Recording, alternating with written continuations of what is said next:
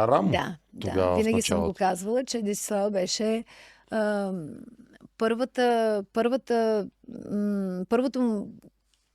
първата моя помощ, ръка, Мгм. която наистина ми така беше много важна за мен. Да, аз бях много, наистина много притеснителна, много срамежлива и все още го имам това.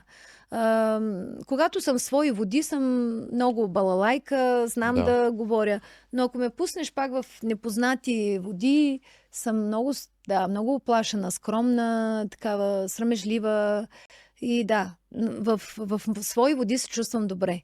Но когато излезна от зоната си на комфорт, както с капките направиха, първия лайф, бях на люлка. Какво става? Какво ще стане? Това е нормално. Обстановката, да. Непознати, да, смисъл сцена, всичко ти е непознато и затова е този шаш, този шок.